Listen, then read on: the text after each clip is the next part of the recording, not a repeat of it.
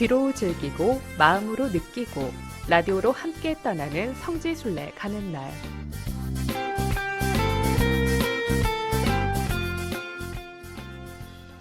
이 시간은 라디오를 통해서 비대면으로 성지순례의 즐거움을 누리고 또 감동도 느껴보는 시간인데요. 오늘은 해외 성지로 함께 떠나봅니다. 대표님 어서 오세요. 네, 안녕하십니까. 성바로 행사 정동춘 바오로입니다. 반갑습니다. 네, 대표님 한 주간 어떻게 지내셨어요? 네, 본당에서 성지순례 이렇게 문의도 많이 해주시고 그래서 미사 예약도 하고 항공도 잡느라 조금 바빴습니다. 네, 그러셨군요. 네, 성모 발현 성지에 이어서 12월부터는 이스라엘로 함께 순례를 떠나보고 있는데요. 오늘 함께 가볼 성지는 어느 곳인가요? 네, 오늘은 나자렛에 있는 주님 탄생 예고 대성당을 가보려고 합니다. 네, 이 성경에서 예수님을 나자렛 예수라고 부르는 그 내용이 있기도 한데요. 네. 예, 나자렛은 어떤 의미가 있는 그런 지역인가요? 나자렛은 우리 그리스도교에 있어서 굉장히 중요하죠. 구원의 역사가 시작되지 않습니까? 네. 그래서 인류 구원의 역사가 바로 나자렛에서 시작된 곳이다라고 생각하시면 되겠습니다. 네. 첫째로 성모님에게 이 가브리엘 천사가 나타나셔가지고 예수님께서 성령으로 잉태될 것이다라고 알려준 곳이기도 하고 네.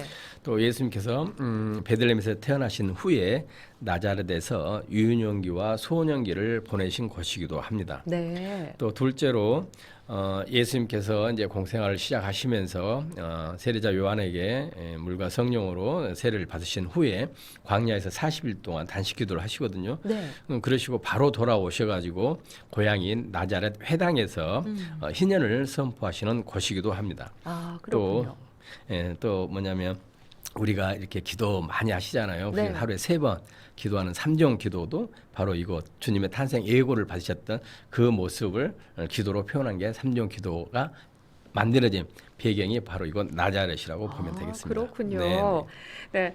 이 나자렛은요, 구체적으로 어느 지역에 자리하고 있는지 또 궁금하네요. 네, 이제 지명적인 이름 왜 나자렛이다라고 하면 이제 히브리 말로 꽃이 만발하다, 수호자 혹은 파수꾼을 의미하는 나자르에서 유래됐다고 그래요. 그래서 이제 이 위치를 좀 생각해 보면 네.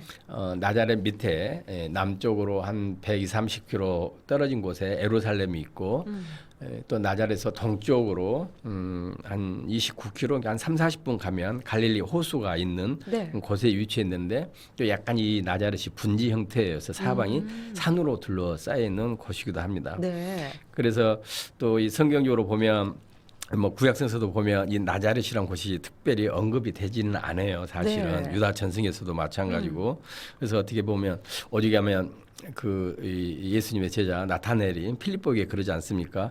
나자렛에서 무슨 좋은 일이 나올 수 있겠소라고 요한복음사가 이렇게 전해질 정도로 네. 이렇게 어떻게 보면 그냥 촌락이었다라고 생각하시면 되는데 네. 뭐 그 정도? 네, 그 구절 정말 유명하죠. 이 성지순례를 이래서 떠나나 봅니다. 이 글로만 읽었던 이 성경의 내용들을 직접 둘러보고 또 이 체험을 해볼 수 있으니까 말이죠. 네, 이 나자렛에 대해서 이어서 좀 더 설명을 해주시죠. 제가 방금 말씀드리다가 잠시 끊었었는데 네. 이렇게 어떻게 보면 아주 시골이지만 그렇다고 또 너무 또 시골도 아니에요. 네. 왜냐하면 헤로데 안티파스가 티베리아스로 수도를 옮기거든요. 네. 나중에 그때 수도를 옮기기 전 헤로데 안티파스의 수도가 바로 찌폴이라는 도시가 있는데 네. 이 도시에서 불과 10km밖에 떨어지지 않았어요. 아. 네, 그래서 이 나자렛은 물도 찌폴에서 이렇게 수로를 연결해서 물을 좀 사용하고 있었고, 네. 또 어떻게 보면 복음사가 마태복음사가 말씀하시잖아요. 그냥 예수님께서 베들레헴에서 태어나셨으니까 네. 베들레헴 사람 예수라고 하면 되는데 복음사가는 나자렛 사람 예수라고 표현을 하시거든요. 네. 그만큼 예수님께서의 나자렛의 이 중요성, 관계의 깊은성은 그냥 이렇게 이해하시면 될 것 같습니다. 네. 네. 그 앞에서 말씀하셨다시피 그 예수님께서 또 유년기, 소년기를 보낸 그런 또 곳이기도 하셔서 그런 것 같아요. 네, 그런데 이 순례객들이 실제로 나자렛을 방문하면요, 주로 어떤 곳들을 순례하나요? 대개 천사가 성모님에게 이렇게 나타나셨던 어떻게 보면 본래 이제 처녀 시절에 성모님의 집이었겠죠. 네. 그래서 그 집에서 이제 탄생 예고를 받으시는데 그 집터 위에 이제 2층짜리 주님의 탄생 예고 성당이라고 크게 지어져 있고 네. 아름답게 지어져 있고 또 아까 말씀드린 것처럼 예수님께서 공생활을 시작하시고 이제 세례를 받으시고 공생활을 시작하시면서 고향인 나자렛으로 오신다고 그랬잖아요. 그래서 네. 회당에서 고향인 나자렛 회당에서 희년을 선포하시는데 그 희년을 선포하셨던 그 회당을 가게 되고 네. 또 탄생예고 성당 바로 한 30m 떨어져 있을까? 거기에 이제 예수님께서 유년기, 소년기를 이제 성모님과 요셉 성이랑 보내시겠잖아요. 한 네. 30년 동안을 그것에 이제 성 요셉 성당 혹은 성가정이라는 성당이 있습니다. 네. 여기 이제 참고로 저희들은 가지는 않지만 아까 찌뿌리에서 이제 물이 한 10km 정도 떨어진 곳에서 수로를 이용해 가지고 이제 물을 가지고 온다 했잖아요. 네. 근데 시골에 워낙 조그마한 동네 그때 유대인들이 한 200명 정도 살았다는데 조그만 동네다 보니까 지금처럼 수도 가정에서 수도를 틀면 물이 나오는 시절이 아니잖아요. 네. 그러면 성모님께서 물을 길르러 가셨을 거 아니에요. 그래서 그렇죠. 네, 그래서 그곳에 마리아의 우물이 있는 곳에 이제 이 동방정교회에서 수도원을 지어져 있는데 그런 곳이 있지만 저희들은 동방정교회 수도원이기 때문에 방문하지는 않습니다. 아, 그렇군요. 네.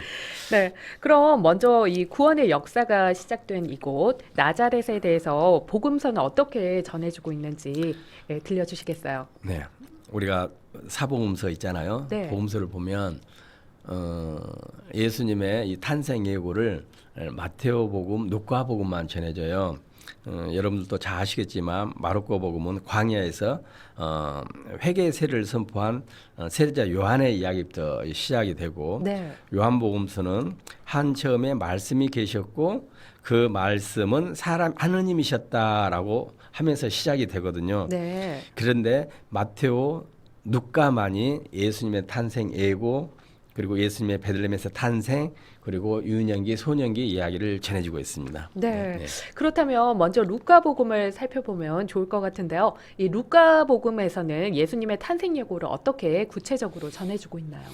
네, 성서를 보시면 누가복음은 성모님에게 가브리엘 천사가 나타낸 내용을 네. 성모님 중심으로 전해주고 마테오복음은 요셉 성인이 꿈에서 이제 천사가 요셉 성인에 나타나면서 그렇게 이 요셉 성인 중심으로 이야기를 전개를 해주잖아요. 아, 그래서 이제 누가복음 보면 이래요. 가브리엘 천사가 성모님에게 은총이 가득한 이여 기뻐하여라. 네. 주님께서 너와 함께 계신다. 내가 잉태하여 아들을 낳을 것이다 라고 마리아에게 말합니다. 네. 그러니까 마리아가 천사에게 뭘 하냐면 저는 남자를 알지 못하는데 어떻게 그런 일이 있을 수 있겠습니까? 하고 말하죠. 네. 그러자 천사가 다시 마리아에게 이렇게 대답합니다. 태어날 아기는 거룩하신 분이다. 즉 하느님의 아드님이라고 불릴 것이다 라고 말합니다. 이에 마리아가 말합니다. 보십시오. 저는 주님의 종입니다. 말씀하신 대로 저에게 이루어지기를 바랍니다 라고 응답합니다. 네. 또 누가복음은 계속해서 이 일이 일어난 이후에 여섯째 달에 갈릴레아 지방 나자렛이라는 고을에서 일어났다고 합니다. 그래서 이 여섯째 달이라는 것은 바로 뭐냐면 사촌 언니 엘리사벳이 세례자 요한을 잉태한 그로부터 여섯째 날. 그렇군요. 네, 그렇죠. 그리고 이 소식을 이 천사에게 응답한 이후에 네. 성모님께서는 바로 예루살렘에서 한 20분 거리에 있는 아인가렘이라는 곳이 있는데 그것은 이제 성모님의 사촌인 엘리사벳이 사는 동네거든요. 아. 그래서 어느 유다 산골 마을로 바로 성모님께서 떠나시고 네. 거기서 3개월 동안 엘리사벳과 이제 머무르게 되는 겁니다. 네. 아, 그렇게 이 성모님의 입장에서 지금 전해주고 있는 게 느껴지는데요. 예, 그렇다면 마테오 복음에서는 어떻게 구체적으로 전해주고 있나요? 네. 네, 마태복음 보면 이렇게 나와요. 이제 마리아가 요셉과 약혼을 했었는데 네. 그들이 살기 전에 마리아가 성령으로 말미암아 잉태한 사실이 드러났습니다. 물론 이제 지금 네. 이제 성모님과 요셉에게만 이 사항이 해당되겠죠.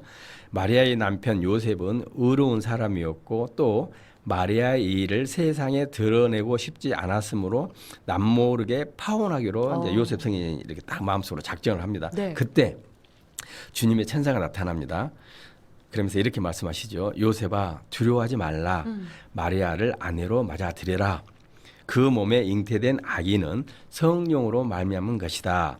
그분께서 당신 백성을 죄에서 구원하실 것이다. 네.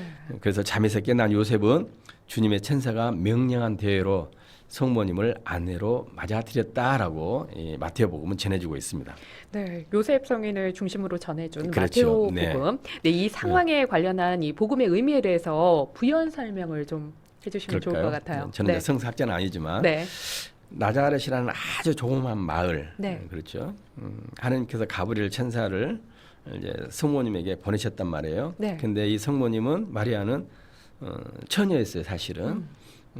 그리고 이 처녀는 요셉이라는 남자와 약혼한 상태였단 말이에요. 네.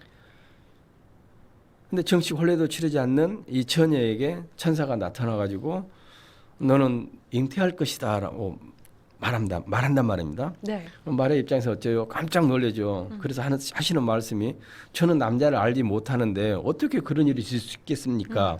당연한 질문이잖아요. 네. 예. 그러자 천사가 뭐라고 하시냐면 성령께서 내려오시고 지극히 높으신 분의 힘이 너를 덮칠 것이다. 그리고 내 친척 엘리사벳을 봐라. 아기를 낳지 못하는 나이임에도 임신한 지 6잔이나 되었지 않느냐. 네. 하느님께서는 불가능한 일이 없다라고 이제 말씀을 하십니다. 네. 여기에서 이제 말에 고민이 생기죠. 처녀가 임신하고 아들을 낳는다. 그 일이 남녀의 결합이 아닌 하느님의 힘으로 이루어진다는 것이잖아요. 네. 근데 당시 유대 사회 통념상 처녀가 그것도 약혼자가 있는 처녀가 임신을 했다는 것은 보통 일이 아닙니다. 그렇죠. 그렇죠. 자기 가족의 명예를 시켰을 뿐만 아니라 네. 상대인 약혼자인 지배에도 문제가 생기잖아요.